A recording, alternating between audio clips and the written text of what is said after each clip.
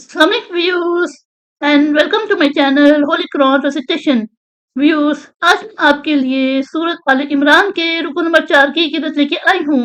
व्यू सूरत आल इमरान के रुकू नंबर 4 में आयत नंबर 31 से लेके आयत नंबर 41 तक आयात है। इससे पहले व्यूज मैं आपसे कहना चाहूंगी कि मेरी वीडियो को आगे तक जरूर देखें। अगर आपको पसंद आए तो उसको लाइक कर ले, इसको दूसरे के साथ शेयर कर ले और सब्सक्राइब कर ले और साथ में लगे बेल के आइकन को क्लिक कर ले ताकि आने वाले वक्तों में आपको मेरी वीडियो को नोटिफिकेशन सबसे पहले मिलता रहे। तो आइए व्यूअर्स सब मिलके पहले दुरूद शरीफ पढ़ लेते हैं, उसके बाद सूरत आले इमरान के रुकू नंबर 4 की किरत समाअत फरमाते हैं। बिस्मिल्लाहिर्रहमानिर्रहीम। अल्लाहुम्मा सल्लि अला मुहम्मद वला आले मुहम्मद कमा सल्लैता अला इब्राहीमा वला आले इब्राहीमा इन्नका हमीदुम मजीद। अल्लाहुम्मा बारिक अला मुहम्मद वला आले मुहम्मद कमा बारकता अला इब्राहीमा वला आले इब्राहीमा इन्नका हमीदुम मजीद।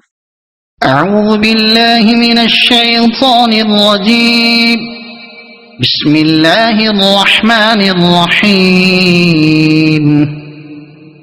قل إن كنتم تحبون الله فاتبعوني يحببكم الله ويغفر لكم ذنوبكم والله غفور رحيم. قل أطيعوا الله والرسول فإن تولوا فإن الله لا يحب الكافرين.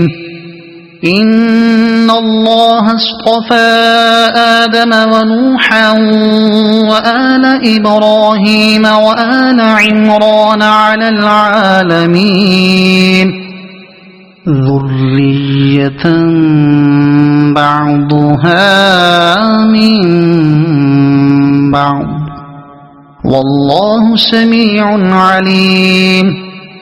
إذ قالت امرأة عمران رب إني نذرت لك ما في بطني محررا فتقبل مني إنك أنت السميع العليم. فلما وضعتها قالت رب إني وضعتها أنثى والله أعلم بما وضعت وليس الذكر كالأنثى وإني سميتها مريم وإني أعيذها بك وذريتها من الشيطان الرجيم.